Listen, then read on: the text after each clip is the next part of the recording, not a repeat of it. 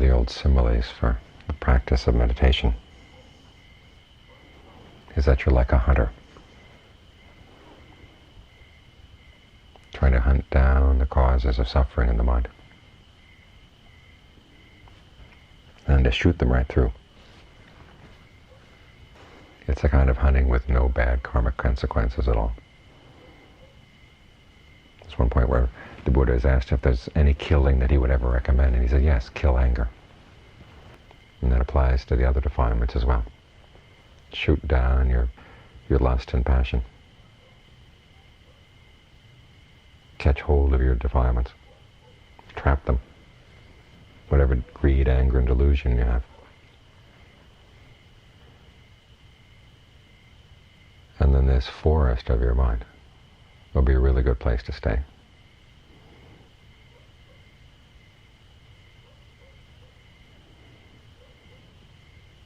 But to do that, you need to develop a lot of skills.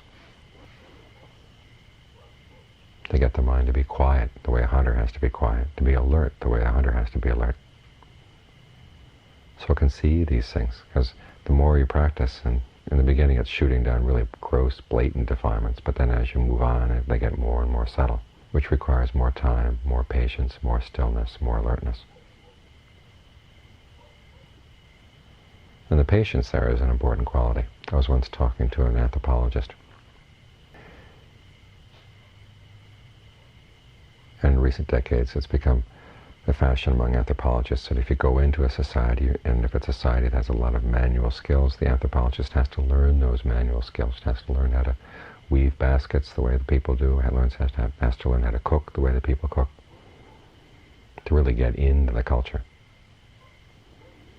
And he was telling me that there's one skill that no anthropologist has ever been able to pick up, and that's the skill of hunting.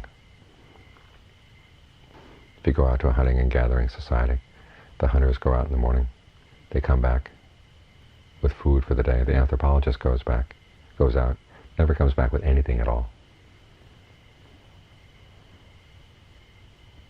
And they try to teach him all the skills about how to shoot a bow and arrow, whatever they use.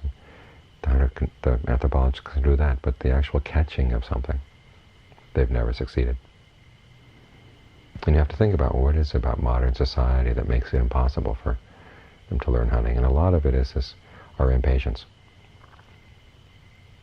One, we're used to being entertained, and two, we're used to getting someplace through our impatience. If nothing is happening, we're going to make it happen. And if it's not going to happen, then we just don't want to bother with whatever the whole project was all about. Move on to something else. We don't have time. That's a big difference right there. They're saying that hunting and gathering cultures have more time than anybody else in the world. Who has the most free time in the world? Hunters and gatherers. Who has the least time? People with computers and all the latest advances. Instead of freeing us to give us more free time, they just take up more and more and more of our time. And our mind gets used to being a mind. It has to deal with little tiny packets of time. And if we make time for other people, it has to be quality time. Make time for meditation, we want it to be quality time with the meditation. And we forget that a lot of the meditation is learning patience. And that doesn't mean just getting lazy. It means sticking with it, being consistent. Whether you're getting immediate results or not, you just stay right there. If any voices come up and say, hey, this is getting boring, this is getting ridiculous, just say, well, who's saying that? Who's bored? It's just boredom. It's not that you're bored. There is boredom coming through. And then it can go away. We're used to acting immediately on the slightest impulse in that direction. We have to learn how to overcome that impulse to maintain the kind of steadiness we need. Because hunting down the defilements is like hunting down anything else. You never know where it's going to be, where they're going to come, when they're going to come. So you station yourself at what you think is a good spot. In this case, station yourself right at the breath. Because if anything's going to happen in the body or the mind, you're going to see it if you're stationed right here. But there's no guarantee that in the next hour anything interesting is going to happen. But you want to maintain your qualities of alertness and mindfulness nevertheless. Because actually a lot of things are happening, but it's very subtle.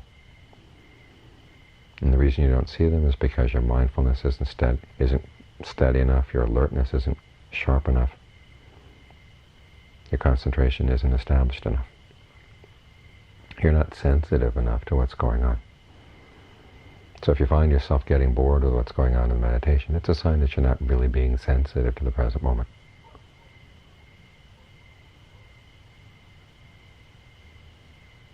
Because unlike the animals in the forest, the defilements are flowing through the mind in very subtle stages all the time.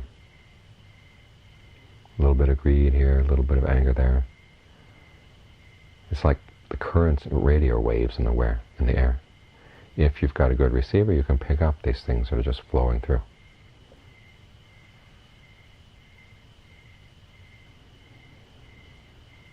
So one cure for boredom is to remind yourself, okay, you're just going through the motions, you're not really being sensitive.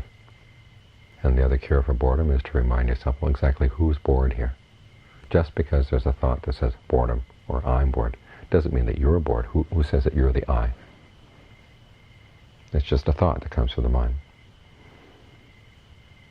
And it tends to trigger a physical reaction as well. You've got to learn how to cut it off before that physical reaction gets triggered. If it does get triggered, breathe right through it. And then continue sitting. Because you never know, something important may come by at any time. And all too often we miss it. It's in those little moments, in the cracks between our stretches of mindfulness. That's when really interesting things happen in the mind, and those are the things that the mind hides from itself. That's why there's the crack in mindfulness. There's a kind of a blanking out. A change of scenery. It's like the way that, they close the curtains on a stage when they change the scenery. They don't want you to see the stage hands moving about because it's going to destroy the illusion. And the mind creates illusions for itself in just that same way, in these little cracks of mindfulness. These little gaps of alertness.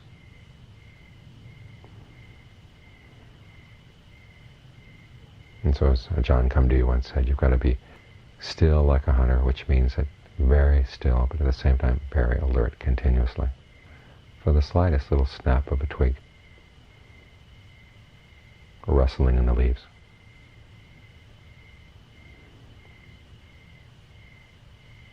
If you miss those, you're going to miss your quarry.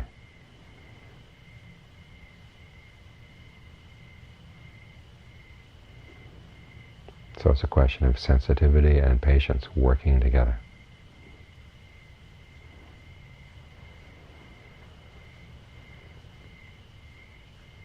Because after all, the restlessness, the thought of boredom, that can become a defilement itself.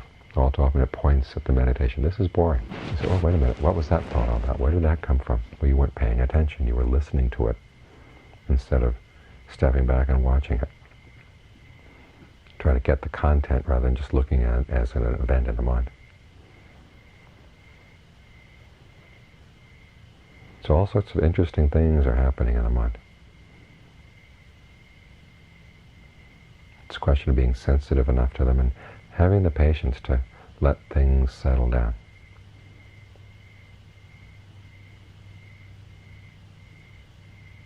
Think of the mind as being like water, and it's muddy water.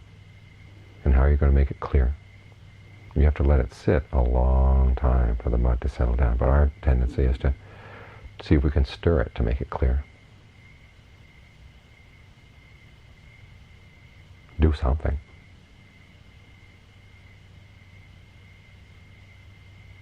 And of course, that just keeps the mud in suspension.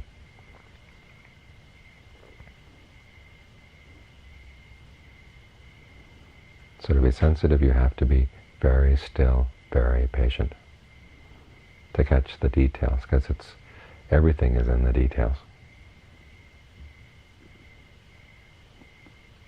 I mean, if they were really blatant, they wouldn't fool you at all. The thing is, they come in very subtle ways, on little cat feet. What was that, Carl Sandburg? They sneak in.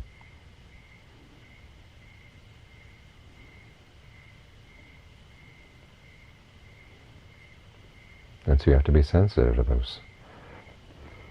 those little motions in the mind.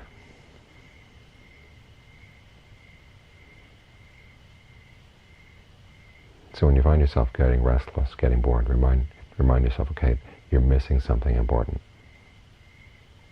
Stop and take a good long look. And be willing to spend long periods of time when nothing seems to happen.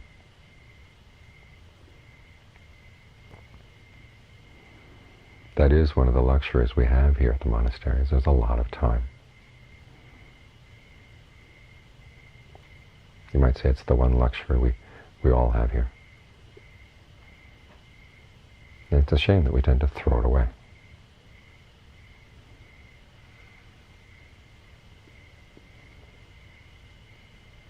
We let our impatience get in the way.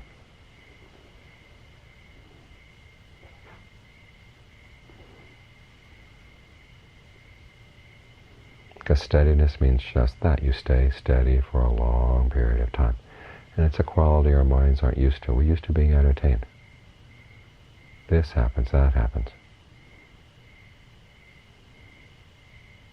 When they invented the remote control, the American ability to meditate took a big step backwards. So you're sitting here without a remote control, and it's just your mind.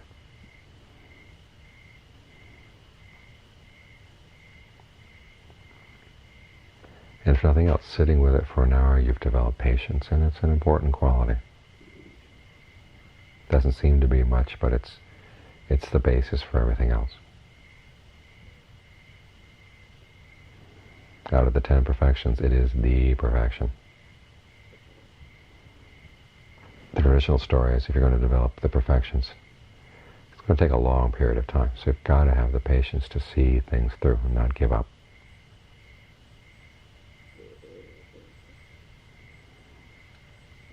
Because when you're patient, that's precisely what happens. You do see things that are important.